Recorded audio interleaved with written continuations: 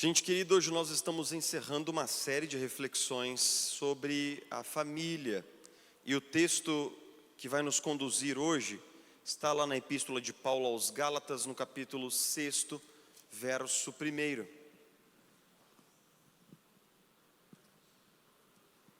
Como dizia minha avó, Deus está arrastando móveis lá em cima, fiquemos tranquilos.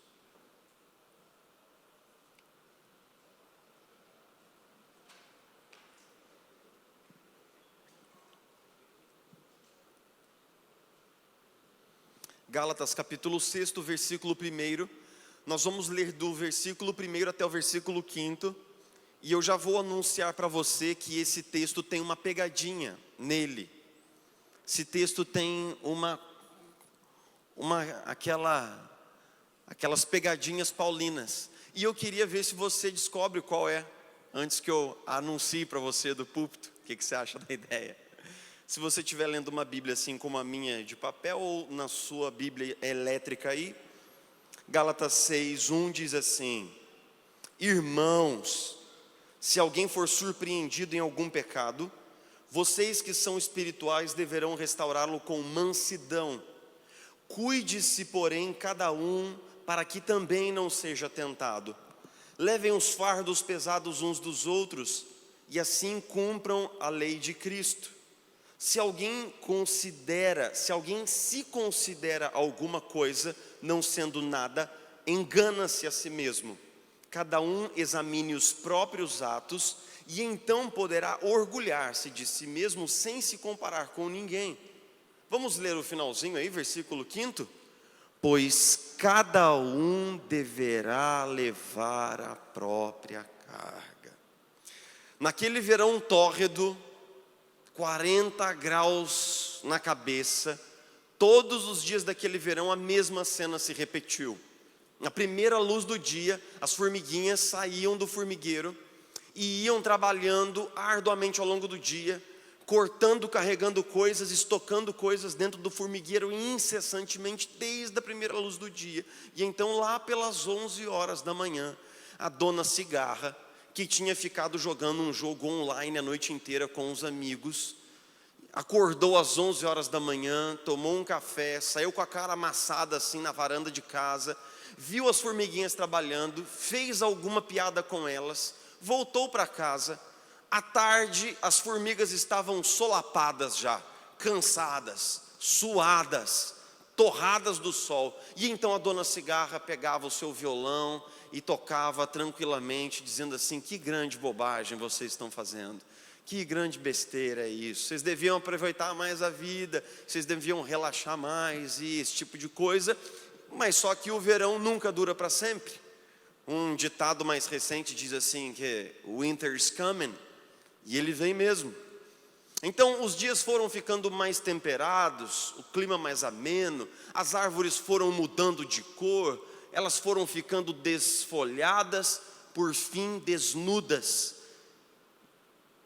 e já não havia comida. E os primeiros dias do inverno se anunciaram, e a Cigarra foi comendo o que tinha na despensa e foi comendo o que tinha na geladeira, mas um dia acabou a comida da Cigarra, frio lá fora, escassez, fome. E então a Cigarra lembrou-se de quem? Das formigas. Falou: rapaz, vou bater lá. E ela foi lá e bateu na porta do formigueiro, e as formigas disseram assim. A versão original dessa fábula foi escrita por Esopo, um grande contador de histórias grego que provavelmente viveu no século IV a.C. Ele diz que as formigas ensinam uma lição para a Cigarra, uma lição do valor do trabalho, uma lição do valor do comprometimento, uma lição de que na vida nós devemos plantar para depois colher, e nós não podemos inverter essa ordem de maneira nenhuma. Mas se você olhar e cavar mais fundo nessa fábula, nós vamos descobrir que essa fábula fala um pouco sobre responsabilidade. Responsabilidade é um conceito que diz a capacidade do indivíduo de respondere, do latim, de respondere às expectativas que lhe são feitas. Então, alguém que é responsável é alguém que responde, corresponde àquilo que dele é esperado. A melhor história que eu conto aqui, que todo mundo se identifica, é o seguinte: você se lembra do seu tempo de escola quando você fazia trabalho em grupo? Você se lembra? Era bom, né? Era bom porque no trabalho em grupo sempre tinha alguns sujeitos típicos. Sempre tinha o cara hiper responsável, que falava assim: nossa, o trabalho, nossa, o prazo, nossa, a cartolina, a cola, meu Deus, tem que ficar bom e tal. E sempre tinha aquele cara, que ele não fazia absolutamente nada. Ele não fazia nada, ele não estava nem aí, ele nem sabia, ele nem aparecia. Mas no dia da apresentação do trabalho, ele arrastava o seu corpo lá para frente como todos os outros, e tem alguém explicando o trabalho e ele ficava lá. O que é uma pessoa responsável? É aquela que responde. O que é uma pessoa irresponsável? É uma pessoa que não é responsiva às expectativas. A grande questão é que depois de 20 anos cuidando de gente, observando gente, caminhando com gente, convivendo com elas, eu descubro que essa fábula ela tem ainda um capítulo que é mais complexo, que é assim: e quando a formiga casa com a cigarra? Ou quando o pai cigarra tem um filho que nasceu formiga? E quando numa casa, num lar, nós temos sujeitos que respondem, sujeitos que não respondem? Isso nos leva a refletir sobre o último texto de hoje, que é responsabilizar. E esse é um tema muito importante.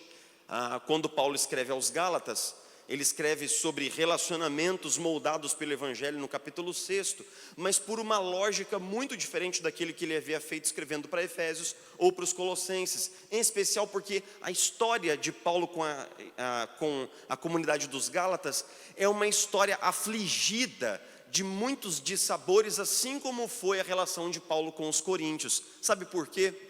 Porque basicamente a Galácia não é uma cidade específica, mas é uma região aonde hoje está a Turquia, aonde Paulo havia permanecido 2 anos plantando igrejas.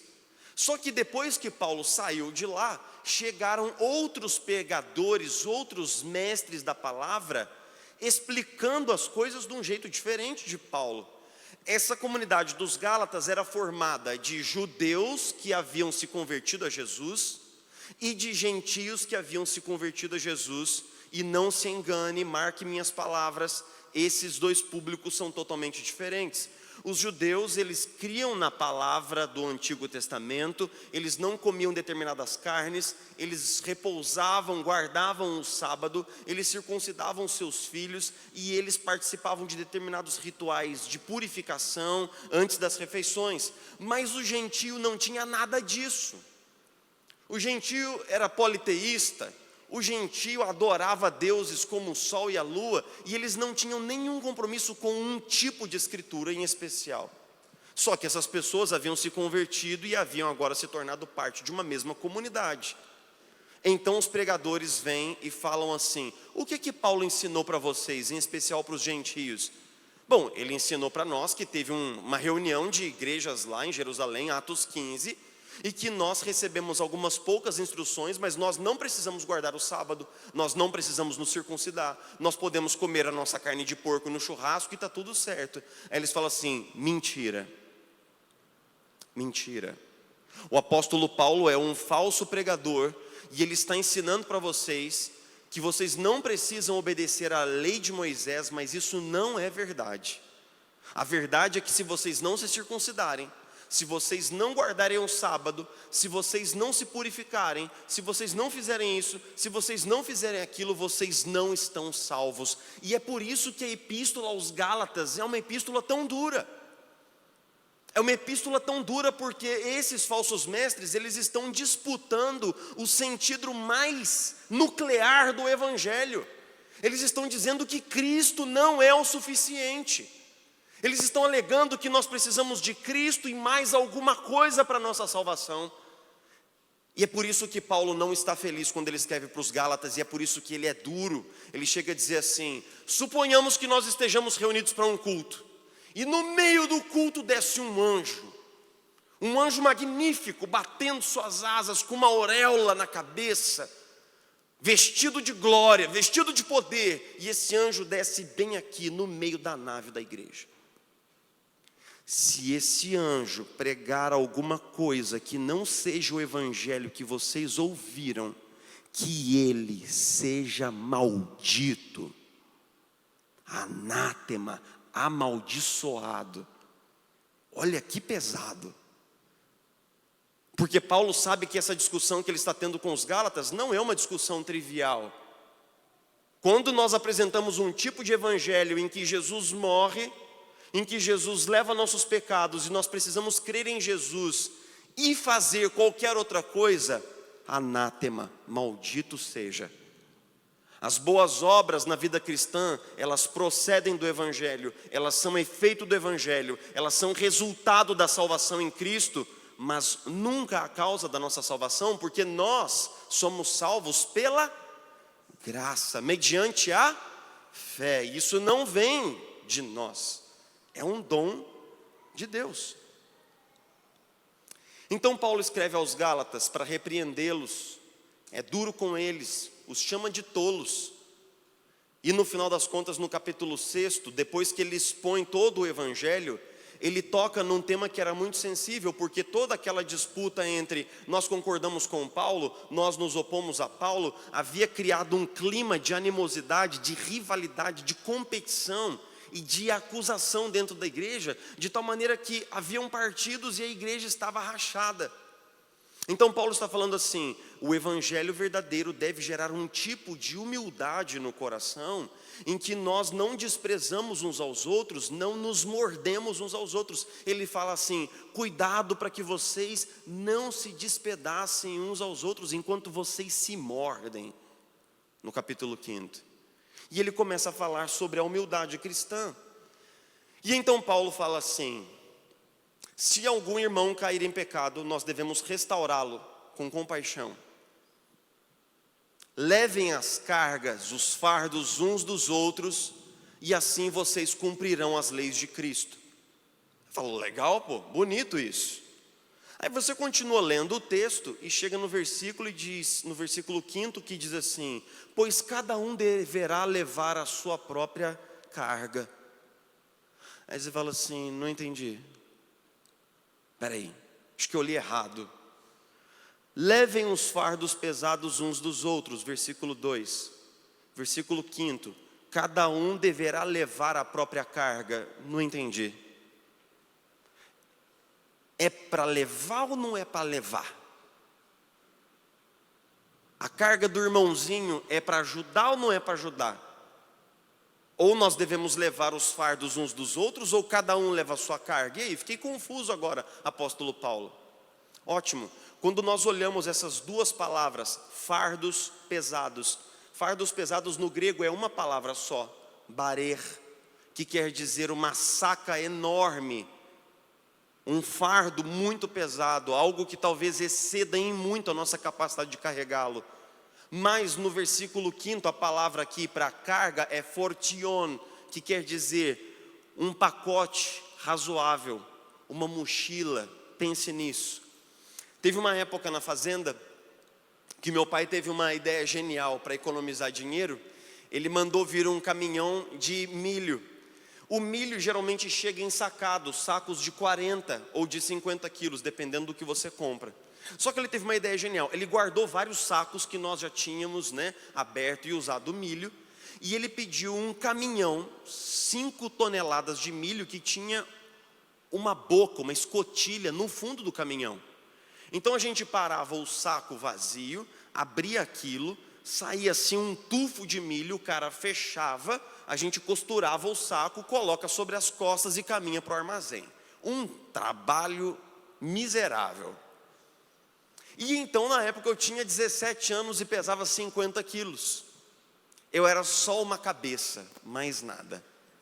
mais nada. Se olhasse uma foto minha assim, era uma cabeça, um par de orelhas gigantesco e mais nada, era só isso. Era uma cabeça que andava. E então, me chamaram, não, chegou lá o caminhão de milho e tal. Eu falei, não, vou lá ajudar, né? E aí sempre tem esses camaradas da fazenda que querem tirar um sarro com o filho do patrão. E aí me deram um saco gigantesco para eu poder carregar. O negócio devia ter mais de 60 quilos. Aí eles olharam assim, e aí Jefferson, vai conseguir carregar? E aí quando a gente tem 17 anos, a gente é muito humilde e muito sábio, né? Nós temos realmente assim, essa sabedoria dos anos, né? Aos 17 anos. E aí, marrento, falei, não, que isso? Consigo levar assim. Aí eles pegaram a saca assim e jogaram nas minhas costas. A hora que a saca desceu nas minhas costas, eu sinto que a minha coluna comprimiu. Eu sinto que fez um nhec, assim nas minhas costas. E aí caminhei com aquilo. Só que eu tinha que caminhar com essa saca daqui mais ou menos até lá no final do nosso condomínio, para jogar num porão. Meus irmãos, eu fui caminhando 5 passos, 10 passos, 20 passos, aquele negócio. Eu senti que minha perna estava encurtando já assim. E quando eu fui jogar o saco, eu meio que caí com o saco assim, fiquei no chão abraçado com ele uma meia hora perguntando por que eu me odeio tanto, por que eu fiz isso comigo. A palavra do apóstolo Paulo aqui no versículo 2 significa o tipo de peso que poderia fazer colapsar você por completo se você tentasse levá-lo sozinho. Paulo começa falando com as formigas. Quem são as formigas? As formigas são aqueles indivíduos ultra responsáveis. São aqueles indivíduos que estão sempre na ativa, sempre resolvendo problemas. Eles são pessoas fortes, são pessoas que fazem a sua parte, são pessoas contundentes. E que porque elas são pessoas responsáveis, as outras pessoas que estão ao seu redor vão colocando mais responsabilidade sobre elas. Sabe quem é a formiga? É aquela pessoa para quem todo mundo pede ajuda. Aquela pessoa da família que ajuda todo mundo. Aquela pessoa da família que se sente responsável pelos problemas da sua família, da família dos outros, e ela vai colocando coisas sobre si mesma. Ela vai pegando preocupações, ela vai pegando angústias e ansiedades e problemas dos outros, e ela vai carregando tudo aquilo sozinha, e ela vai levando um peso enorme sobre as costas. As formigas, que são hiper responsáveis, esses homens e mulheres que são super homens e super mulheres. Mas note que o super-homem, porque ele tem muitos poderes, ele também tem muitas responsabilidades. Como diz o ditado, com grandes poderes, vem grandes responsabilidades. Então essas pessoas são vistas pela família como aqueles que resolvem os problemas, são vistos pelos amigos como alguém a quem recorrer, são vistas por si mesmas como pessoas que têm o dever de ajudar. Mas qual é o problema? O primeiro problema que eu vejo é que essas pessoas, elas não aprenderam a pedir ajuda. Elas são ajudadoras, mas elas não pedem ajuda. E quando elas passam por tempos difíceis, elas engolem os problemas. Elas firmam o corpo e fazem o melhor que podem para chegar do lado de lá. Mas lembre-se, a palavra aqui do grego denota uma carga que, se permanecer sobre você durante muito tempo, poderia simplesmente causar uma espécie de uma fratura em você. Poderia levá-lo a uma sequela. Essas pessoas não sabem pedir ajuda, e porque elas não pedem ajuda, elas vivem sobrecarregadas. Elas vivem sobrecarregadas porque elas têm essa visão de que elas têm que salvar a família, elas têm que fazer, elas têm a obrigação. E por causa disso mesmo, essas pessoas acabam nutrindo relações doentias com outras pessoas que são cigarras. Porque, veja bem, no entorno de uma formiga sempre tem cigarras. Sempre tem. Sempre tem. No entorno de uma pessoa que tende a assumir a sua responsabilidade, e mais do que isso, a responsabilidade dos outros, sempre haverá pessoas que tendem a ser irresponsáveis e a terceirizar a sua responsabilidade sobre essas pessoas. Sempre haverá cigarras do lado de formigas. Nessa história, você é mais parecido com uma formiga ou com uma cigarra? Você tende a se responsabilizar por tudo e por todos, ou você tende a se esquivar das responsabilidades que são suas? Porque para as formigas que estão aqui hoje à noite, eu tenho 2 conselhos que emanam do texto. Em primeiro lugar, aprenda a pedir ajuda quando o fardo é pesado demais. Levem os fardos pesados uns dos outros e assim cumprireis as leis de Cristo. Mas, meus irmãos, como ajudar uma pessoa que não pede e que não quer ajuda? Meu grande drama como pastor é como pastorear pessoas que acreditam que realmente eu não tenho nada para oferecer na vida dessas pessoas. Como cuidar de alguém que não quer ser cuidado? Como servir alguém que não quer ser servido? E note, olhe nos meus olhos enquanto eu digo isso e leve isso a sério. Nós, pastores, não temos bola de cristal. Pasme você. Nós não adivinhamos as coisas. Nós não intuímos.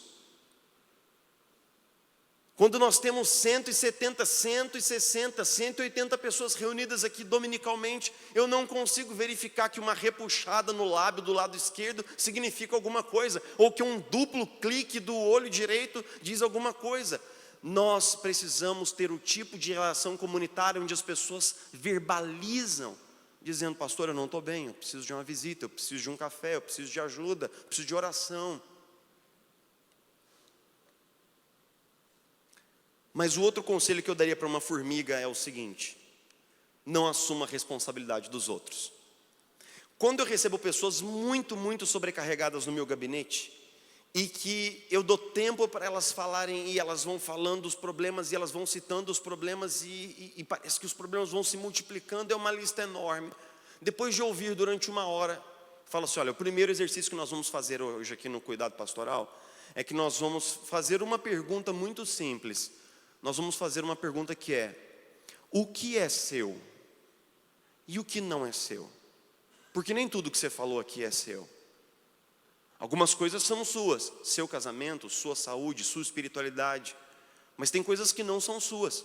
Sabe qual é o grande problema quando você tenta se envolver com problemas que não são seus? É que você não pode resolvê-los. Tente cuidar de um casal, por exemplo, que não está indo bem. Você não pode entrar dentro do casamento daquela pessoa e fazer o que é certo, porque quem casou não foi você. Então você fica com o problema, com a preocupação, com o peso, mas você não tem agência. Tente acertar no lugar do seu filho e você descobrirá que você não consegue. Você pode aconselhar, você pode orar, mas você não pode entrar na cabeça do seu filho e fazer o que é certo e depois sair de lá. Apenas ele pode fazer o que é certo. Então a pergunta é: o que é seu? O que não é seu? Recuse-se a levar o que não é seu. Recuse-se a aceitar uma responsabilidade que não é sua.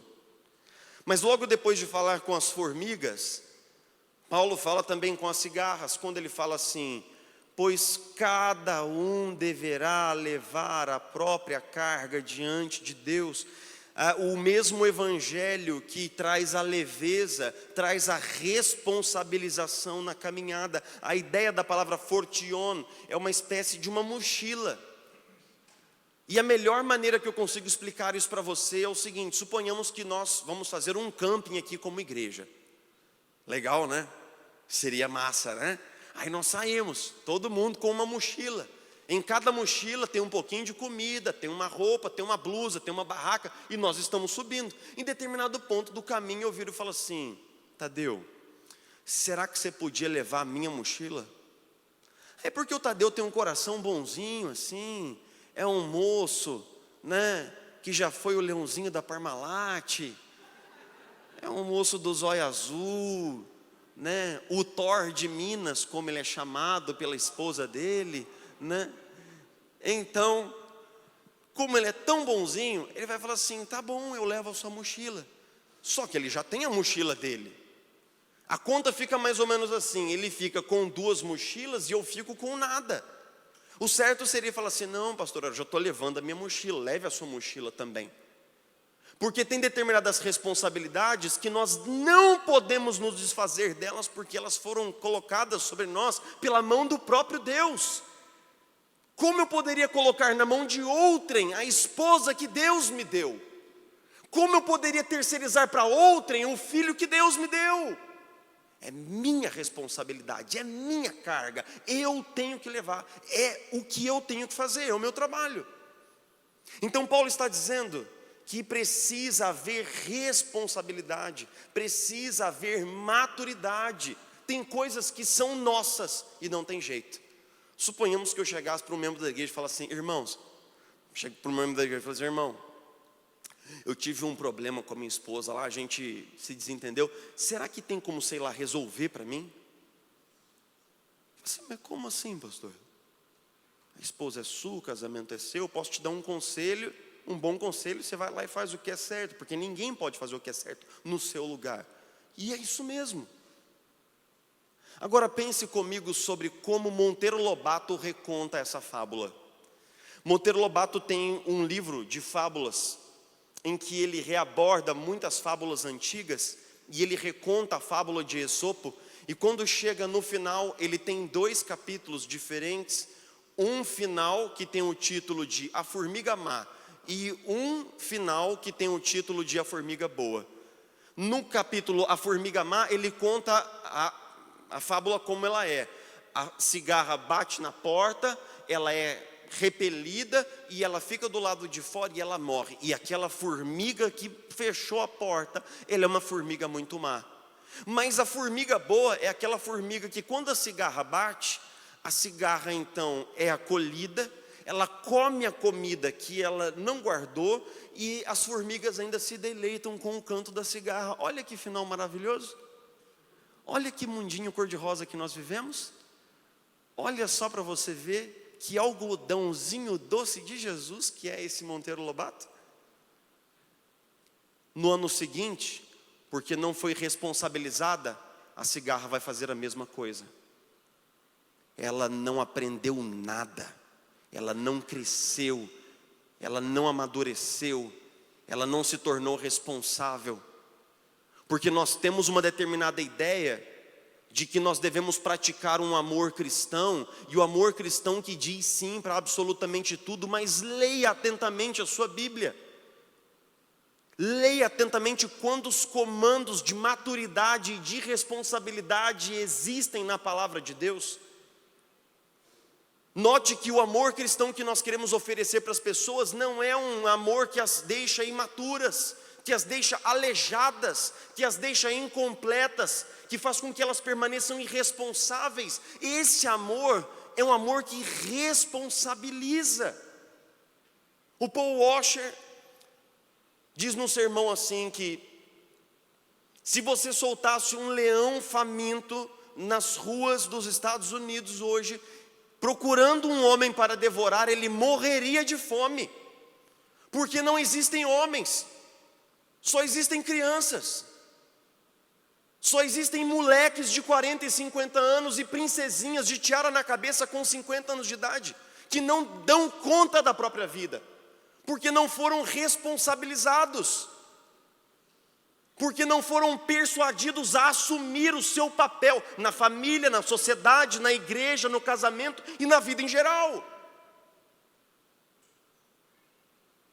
Então, se você é uma cigarra, está aqui hoje à noite, eu quero dizer, nós amamos você, mas assuma o seu papel. Marido cigarra, pare de dizer para os seus filhos o tempo todo, resolva com a sua mãe. Esposa cigarra, se responsabilize pelos pactos financeiros que foram feitos no seio do casamento. Filhos cigarras, lave uma louça, sua mão não vai cair, acredite em mim, eu já tentei. Eu testei antes de vir para cá.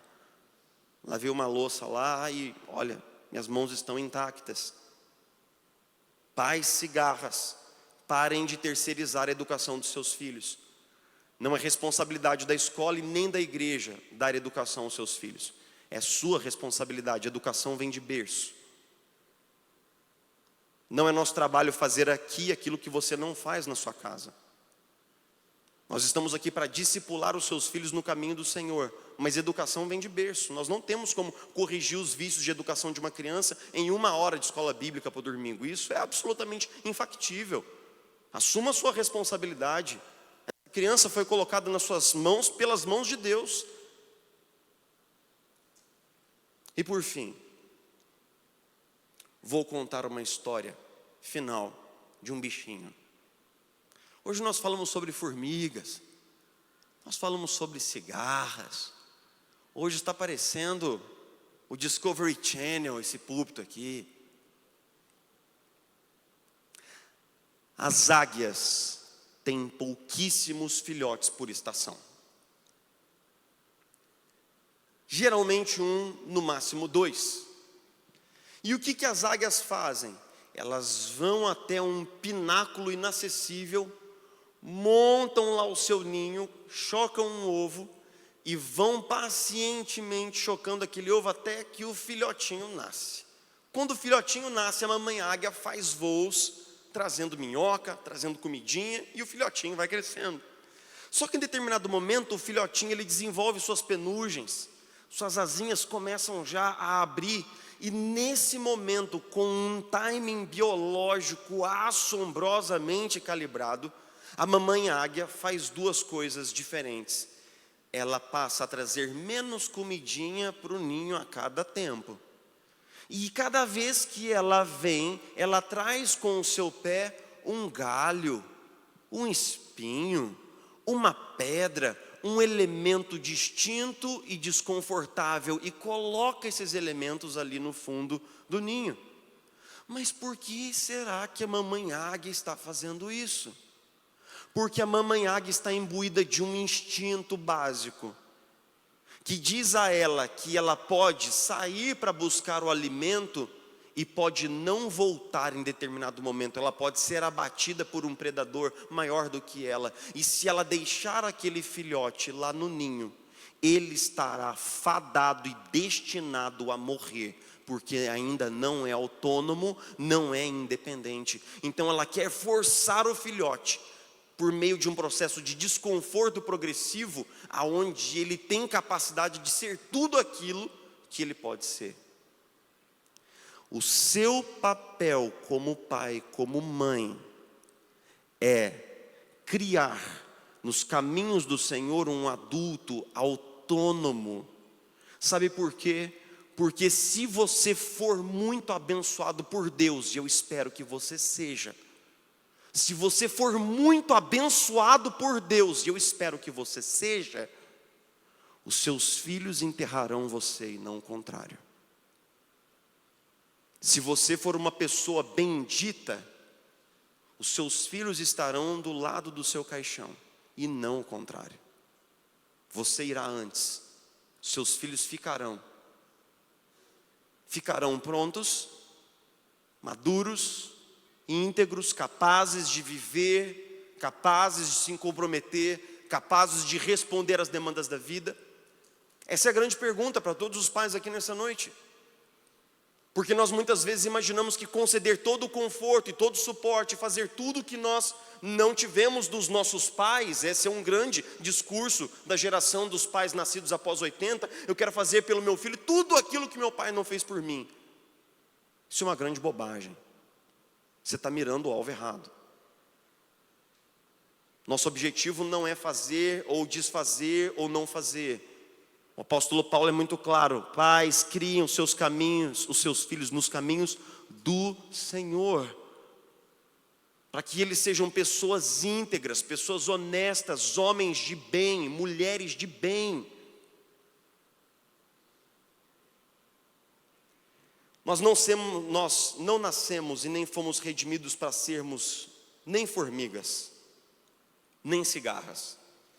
O evangelho pregado por Paulo aos Gálatas traz o equilíbrio absolutamente perfeito entre a leveza do evangelho e a responsabilidade do evangelho.